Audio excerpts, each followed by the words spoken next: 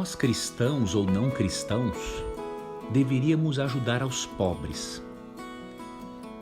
A melhor resposta a esta pergunta encontramos, obviamente, nas Escrituras.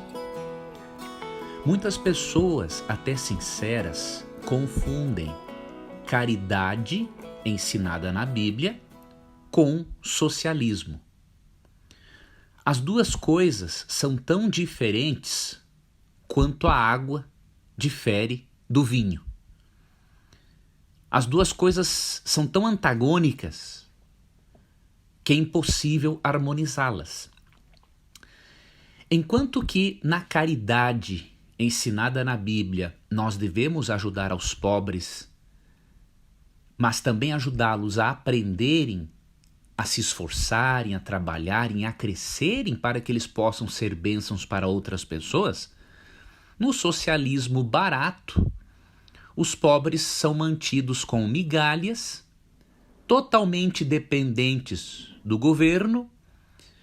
As pessoas aprendem a se vitimizar e, obviamente, elas não vão crescer, correrem atrás dos seus sonhos.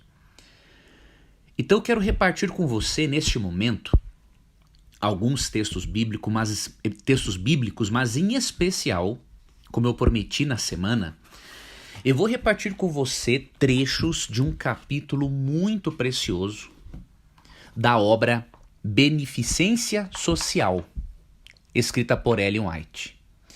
Este capítulo, intitulado Ajudando os Pobres a se Ajudarem, apresenta a visão bíblica sobre a maneira como devemos ajudar aos pobres. E pode ter certeza que se você seguir os princípios deste capítulo, você vai ser uma bênção para muitas pessoas que precisam e você não vai mais confundir caridade cristã com socialismo, que não tem nada a ver uma coisa com a outra. Você pode ler este livro, se você quiser, todo o livro, mas em especial o capítulo 23 seria muito interessante você ler. E eu vou repartir com você algumas ideias de Ellen White para que você possa ser um cristão que realmente saiba ajudar as pessoas mais necessitadas. Isso é muito importante, porque a Bíblia diz, por exemplo, em Tiago 1,27, que a religião pura e sem mácula para com Deus é ajudar aos órfãos e às viúvas em suas necessidades. E ao mesmo tempo, Paulo diz, na sua segunda carta aos Tessalonicenses, capítulo 3, versos 10 a 12, que quem não quer trabalhar, que não coma. Então há um equilíbrio. Ajudamos as pessoas com os nossos recursos, mas também ajudamos as pessoas a pescarem. Temos que dar o peixe, mas não só dar o peixe, ensinar a pescar. Isto é o que a Bíblia ensina, este é o equilíbrio que encontramos no texto bíblico, e eu vou apresentar para você algumas citações de Ellen White, então, no capítulo 23, Ajudando os Pobres a se Ajudarem. A primeira citação deste livro Beneficência Social se encontra aqui na página 194. Eu vou ler para você. Homens e mulheres de Deus, pessoas de discernimento e sabedoria, devem ser designados para cuidar dos pobres e necessitados, dando o primeiro lugar aos domésticos da fé. Essas pessoas devem relatar à igreja e aconselharem-se quanto ao que deve ser feito. Então, primeiro ponto, Ellen White aconselha que homens e mulheres de discernimento, de sabedoria, sejam designados para cuidarem dos pobres e necessitados e relatar à igreja, aconselhar-se com a igreja como direcionar a ajuda para cada pessoa. Segundo parágrafo na mesma página, Em vez de animar os pobres a pensarem que podem receber sua comida e bebida de graça, ou quase de graça, precisamos colocá-los em situação de se ajudarem a si mesmos. Devemos esforçar-nos por prover-lhes trabalho e, se necessário, ensiná-los a trabalhar. Então você percebe aqui, nós temos que ajudar os pobres, como cristãos individuais, como igreja, mas não devemos animar os pobres a pensarem que eles podem receber a comida e bebida de graça ou quase de graça. Ela diz aqui que nós precisamos colocar essas pessoas numa situação em que elas possam se ajudar a si mesmas. E aí ela diz que o cristão tem que se esforçar para ajudar esta pessoa pobre a ter um trabalho e até, se necessário, ensinar essa pessoa a trabalhar. E ela segue no mesmo parágrafo. Ensine-se os membros das famílias pobres a cozinhar, a fazer e remendar suas roupas e cuidar devidamente do lar. Ensine-se aos rapazes e meninas, de maneira cabal, algum ofício ou ocupação útil. Precisamos educar os pobres a dependerem de si mesmos. Ou seja, nós não podemos educar os pobres a dependerem do governo. Isso é contrário aos planos de Deus. E continua.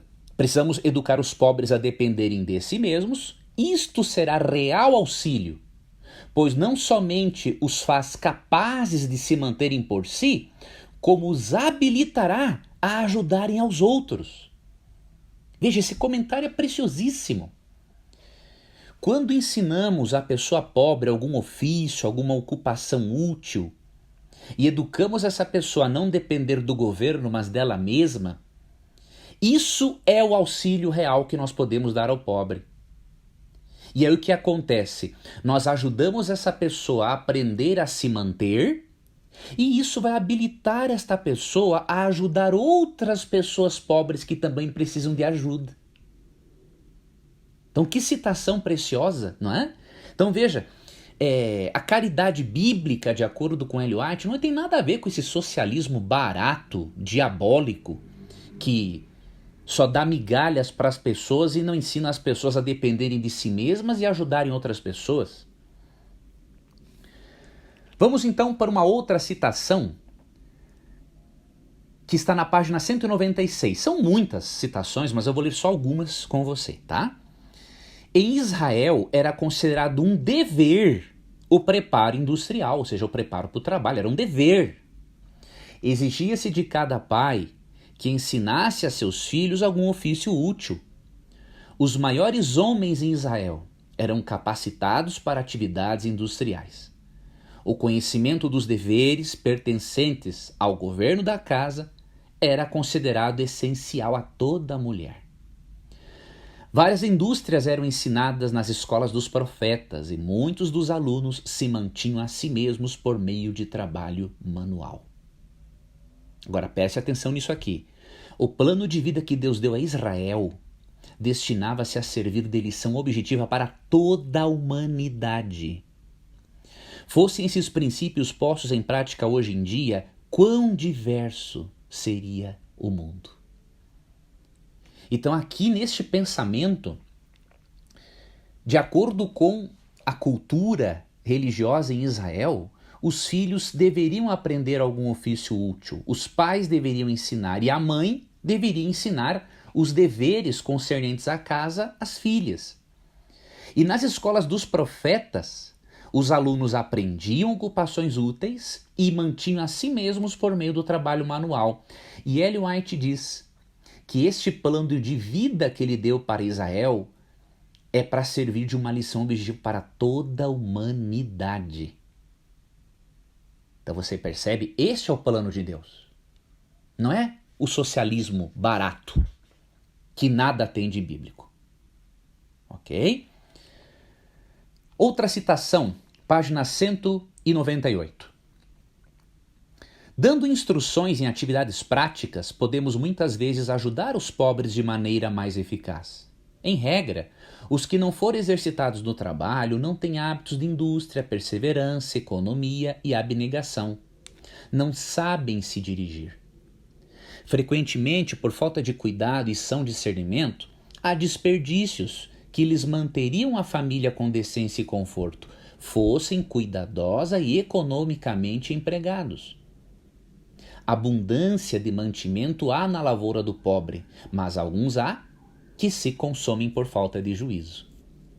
Podemos dar aos pobres e prejudicá-los, ensinando-os a depender de outros. E agora veja essa citação. A verdadeira caridade ajuda os homens a se ajudarem a si mesmos. Fim de conversa. A verdadeira caridade não dá migalhas para as pessoas e mantém-as presas a um sistema político para que essas pessoas votem sempre nas mesmas pessoas. A verdadeira caridade ajuda os homens a se ajudarem a si mesmos, porque aí nós desenvolvemos os potenciais humanos e as pessoas que desenvolvem seus potenciais podem ajudar outras pessoas a desenvolverem seus potenciais e assim formamos uma corrente de ajuda mútua, uma corrente de amor de acordo com os planos de Deus. E a última citação que eu vou ler para você se encontra na página 200. Tem muitas citações, tem coisas espetaculares aqui, mas eu vou ler uma a mais, né, para finalizarmos o estudo de hoje. E aí, se você quiser, você pode ler todo o capítulo 23 do livro Beneficência Social, intitulado Ajudando os Pobres a se Ajudarem. Na página 200, diz assim: a palavra de Deus ensina que se alguém não trabalha, também não coma. Então ela está citando aqui 2 Tessalonicenses 3, 10 a 12. O Senhor não exige que o que trabalha duro sustente os não diligentes. Há um desperdício de tempo, uma ausência de esforço que conduz à pobreza e indigência. Se essas faltas não são vistas e corrigidas pelos que as toleram, tudo o que se fizer em seu benefício é como pôr tesouros num cesto furado. Mas há uma pobreza inevitável e devemos manifestar ternura e compaixão com os desafortunados. Que equilíbrio! Há uma pobreza que é resultado do desperdício, do não querer trabalhar, da vagabundagem, mas há uma pobreza inevitável e nós devemos manifestar ternura e compaixão para com os desafortunados. Agora, para com aquele que não quer trabalhar, nós não temos obrigação alguma em ajudá-lo. Este é o resumo, este é o pensamento. E aí, eu vou ler mais uma citação para você na página 201, que diz assim: não pensem os pobres que os ricos são os únicos cobiçosos. Enquanto o rico se apega ao que tem com avidez e busca obter ainda mais, o pobre está em grande perigo de cobiçar a riqueza do rico. Então ela mostra aqui que tanto o rico quanto o pobre podem ser cobiçosos. Então o problema não é você ter dinheiro, o problema é você mesmo. O dinheiro só potencializa aquilo que já somos. Se a pessoa é mesquinha e ganha mais dinheiro, se torna mais mesquinha ainda. Se a pessoa é generosa, ela ganha dinheiro e se torna mais generosa ainda. Então essas são algumas das citações que eu gostaria de repartir com você, tem muitas outras. Eu espero que essas citações ajudem a você a diferenciar a caridade bíblica, que a verdadeira caridade bíblica ajuda as pessoas, mas também ensina-as a se ajudarem. Que você nunca mais confunda a caridade bíblica com o socialismo medíocre, que existe especialmente aqui na América do Sul, e que você seja um cristão bíblico, que você pense biblicamente, que você não pense influenciado por nenhuma ideologia política, que o seu pensamento seja com base na palavra de Deus, e que você possa, assim, ser o sal da terra, a luz do mundo, para influenciar a sociedade para o bem e preparar pessoas para a volta de Jesus Cristo. Um abraço carinhoso, que Deus te abençoe, um bom final de semana e até o nosso próximo encontro. Meu ouvinte, meu aluno, meu internauta há muito tempo, eu queria lhe avisar de um lançamento, na verdade, de abertura de uma nova turma no dia 16 de dezembro do meu curso Inteligência Financeira Bíblica. Este é um curso que está mudando, pela graça de Deus, a vida de muitos dos meus alunos. Como eu apresento princípios bíblicos para a administração financeira, para a solução de dívidas, para a mudança de crenças limitantes, princípios esses aliados ao que especialistas atuais dizem, então a transformação causada nos meus alunos tem sido uma bênção, tem sido um motivo de grande satisfação para mim. Eu gostaria muito de convidar você a fazer parte desta turma. Agora, como que você fará isso? Se você tiver interesse de conhecer mais sobre essa nova turma do curso de Inteligência Financeira Bíblica, eu vou pedir que você clique no link disponível na descrição deste áudio. E aí você vai abrir uma página e lá você vai ser solicitado a cadastrar o seu WhatsApp para fazer parte de um grupo. Porque apenas neste grupo é que eu vou dar uma condição, diríamos, única para que a pessoa possa ser o meu aluno ou minha aluna nesta nova turma. Já pensou você terminar o ano ou depois começar o ano com um novo modelo financeiro na sua mente, de acordo com os princípios de Deus? Será uma oportunidade com certeza muito preciosa para você. Então, se lhe interessar, vai ser uma honra para mim ter você no grupo, para nós trocarmos ideias ou dar informações a você, e aí depois você decide se vai ou não fazer parte desta nova turma, tá bom? A nossa última turma deste ano. Que Deus então abençoe a você, um forte abraço e até amanhã.